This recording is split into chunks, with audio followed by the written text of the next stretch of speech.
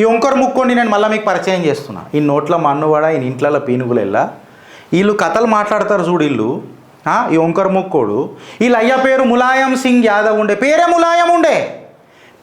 ములాయం ఉండే. ఈయన కథ అంతా మైపనా నిజంగా చెప్పాలనంటే మైలనే ఉండే. మళ్ళీ ఆయన తనుడే ఈ అఖిలేష్. అరే నీ ముక్కు వంకర లేదు, నీ దిమాగ్ వంకర లేదు, నీ చక్కగా లేదురా నాయన. ఎందుకు మాట చెప్తున్నానంటే ఇన్రాపై ఇప్పుడు అఖిలేష్ యాదవ్ నీకు చెప్తున్నా. ఈయన ఏమంటాడు Akhilesh Yadav, first of all ఆ సాధువులకు ఆ సంతులకు నా సనాతన బంధువులకు కుంభ్ మేళా మకర సంక్రాంతికి మన ఇక స్టార్ట్ అవుతుంది. 14th January 2025కి స్టార్ట్ అయింది. 24 పెట్టుంటా, ఐఎమ్ సారీ, అలవాట్ల పొరపాటు 24 రాసినాం కదా. నూతన సంవత్సరం నాకు గాలే, క్యాలెండర్ మారింది, నేను నా క్యాలెండర్ డేట్ తప్పు రాసిన, క్షమాపణ అడుగుతున్నాను. సో మహాకుంభ్ అడ్వాన్స్ శుభాకాంక్షలు మీ అందరికీ చెప్తున్నా. మన సనాతన ఆ పురాతన ఏమంటారు పుణ్య సనాతనం నిత్య నూతనం అని చెప్పి మనకు ప్రతిసారి ఒక సైంటిఫికల్గా దీన్ని మనం ఎక్స్ప్లెయిన్ చేసుకునే రోజు కూడా వస్తుందని చెప్పి నేను ఆశిస్తున్నా. చిత్రగుప్త్ మహాకుంభ్ని కవర్ కూడా చేస్తుంది అని చెప్పి ఆశిస్తున్నా. ఆ పరమేశ్వరుడు నాకు ఆ అనుగ్రహం కూడా ఇస్తాడని చెప్పి భావిస్తున్నా. So let us again go to the చిట్టా. ఈ ఒంకరు ముక్కోడు ఏమంటాడంటే, ఆడ పెద్దగా ఏం మంచిగా ఏం జరుగుతలేవు, ఫెసిలిటీలు ఏం మంచిగా చేస్తలేడు యోగి ఆదిత్యనాథ్ అంటాడు. నీ మొక్కే చక్కగా లేకుండే నువ్వు యోగి ఆదిత్యనాథ్ గురించి మాట్లాడుతున్నావు చూడరా భయ్. అఖిలేష్ యాదవ్ నాకు సమాజ్ కాదు. అయితే ఈ అఖిలేష్ యాదవ్ కూడా పెద్ద పెద్ద ఫ్యాన్లు ఉన్నారు అయ్యా తెలంగాణలో. ఒకటి ఫోన్ చేస్తున్నావు అన్న, నువ్వు అఖిలేష్ యాదవ్ని గట్లా తిట్టగా నాకు కోపం వస్తుంది అన్నట్ట. బరబ్బా తిడతా. నువ్వు గెలికి 5 గీకి 5, అందులో డౌటే లేదు. ఇక అందులో డౌటే లేదు. మళ్ళీ అప్పుడు నువ్వు ఇక ఎదుర్కొంటా చూడకు. ఇప్పటిదాకా మా శ్రీధర్ అన్న వాడిండు, హృదయం ఎక్కడున్నది, ఒంకర్ ముక్కు చుట్టూ తిరుగుతున్నది అని. అర్థమైందా? ఇంకా జర బూతులు వచ్చినాయి. క్యాలెండర్ ఇప్పుడే మారింది కాబట్టి కొన్ని బూతులు జర కొత్త రీసెర్చ్ పిహెచ్డీ చేద్దామని అనుకుంటున్నా, డాక్టరేట్ ఆన్ బూతులు అని. అది చేస్తా మీకు తర్వాత, మీకు అంచెలంచెలుగా చూపిస్తా. ఇప్పుడు కట్ చేసి సీన్లోకి పోతే ఇదే ఒంకర్ ముక్కోన్ పార్టీకి సంబంధించినోడు ఒకడు అవధేష్ కుమార్ అనేటోడు ఏమంటాడంటే, మహాకుంభ అయింది కొత్తగా వచ్చిందా మాకు తెలియదా, ప్రతిసారి జరుగుతుంది, మేము కూడా చేసినాం, మస్తు చేసినాం మేము కూడా, యోగి ఆదిత్యనాథ్ కొత్తగా చేస్తున్నాడా, మేము చేయలేదా, మేము ఇంకా సూపర్ చేసినాం అని చెప్తాడు. ఈ అఖిలేష్ యాదవ్ గారు ఏం మాట్లాడిండో మీకు నేను క్లియర్గా చెప్పిన.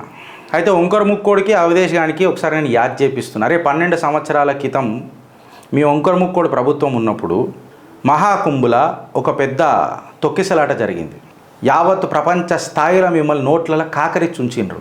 12 కోట్ల మంది జనాభా ఎప్పుడైతే ఆ కుంభుల పార్టిసిపేట్ చేస్తారో, సాధువులు సంతువులు అఘోరలు యోగులు సిద్ధులు, 12 కోట్ల జనాభాకు సిగ్గుదప్పిన ముఖాలలారా, అసలు మీ పుట్టుక మనిషి పుట్టుకనా అంటున్నా. 5 మంది డైవర్లను పెడతారా ఈతగాలని మీరు?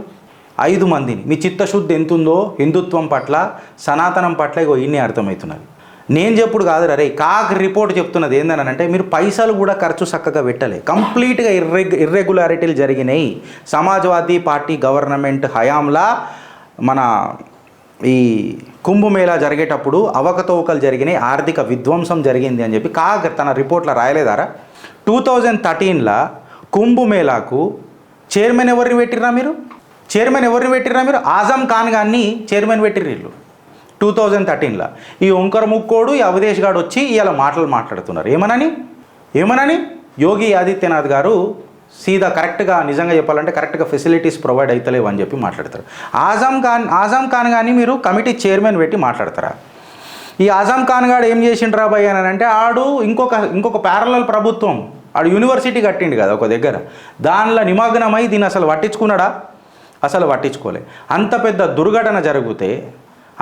దుర్ఘటన జరిగి తొక్కిసలాట జరిగితే 2013లో ఈ ఆజం ఖాన్ గారు రిజైన్ చేసిండు. ఆ రిజైన్ ఈడు యాక్సెప్ట్ చేసిండు, మళ్ళీ ఒంకర్ ముక్కోడు అది కూడా చేయలే. ఈ సిగ్గు తప్పిన శరం లేని ఫాల్తుగాన్లు ఇవాళ మాట్లాడుతున్నారు ఇవాళ కుంభమేళా గురించి, అది కూడా యోగి ఆదిత్యనాథ్ గారి గురించి. ఈడికి ఆగిపోయింది అనంటే ఈడికి ఆగలే. 2 రోజుల తర్వాత ఈడు కార్ పర్యటన చేసిండు. ఎవడు? అఖిలేష్ యాదవ్.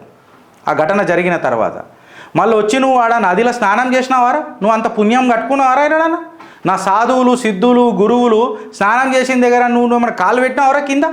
నువ్వు జస్ట్ పోయినావు, చూసినావు, వెళ్ళిపోయినావు. 60% ఆఫ్ ది వర్క్ కూడా కంప్లీట్ కాలేదని చెప్పి కాగ్ తన నివేదికలు చెప్పిందా లేదారా? మొత్తం కంప్లీట్గా బడ్జెట్ ఆనాడు 1152 crores ఉంటే కేవలం నువ్వు ఎంత ఖర్చు చేసినావు రాబాయ్ ఆ రోజు? నువ్వు చెప్పు, నువ్వు నాకు 1107 crores ఖర్చు చేసినావు. 137 crores ఎవడు కుర్చీ మడత పెట్టుకున్నాడు లోపల పెట్టుకో అంటారు చూడు కిందికి. నేనేం గలీజ్ మాటలు మాట్లాడలేదు. 137 crores ఎవరి జేబులో పెట్టినవరా నేను ఇలా అడుగుతున్నా. ఇట్లాంటి క్వశ్చన్లు ఎవడేస్తాడు అని చెప్తున్నా నేను. వెయ్యాలా వద్దా అని చెప్పి నేను మిమ్మల్ని అడుగుతున్నా. ఇవన్నీ ప్రశ్నలు ఇప్పుడు నేనేయకపాయ్ నీకు తెలియకపాయ్ మళ్ళీ ఎవడు చెప్తాడు రా బాయ్ నీకు నాకు ఎవడు లేడీట ఠేకాదారు గారు చెప్పేటోడు. నువ్వు చదవాలా లేకపోతే చదివినోడు తినాలా, దాని తర్వాత గూగుల్ చేసి మీకు చెప్పినవి నిజమా కాదా అని అనేది ఒకసారి రివ్యూ చేసుకోవాలా. నువ్వు ఆలోచించకపోతే అనుభవించనీకే రెడీగా ఎందుకు చెప్పాలా. నాకు నువ్వున్నావు నీకు నేనున్నా అని చెప్పి నేను షోర్ అడుగుతున్నా.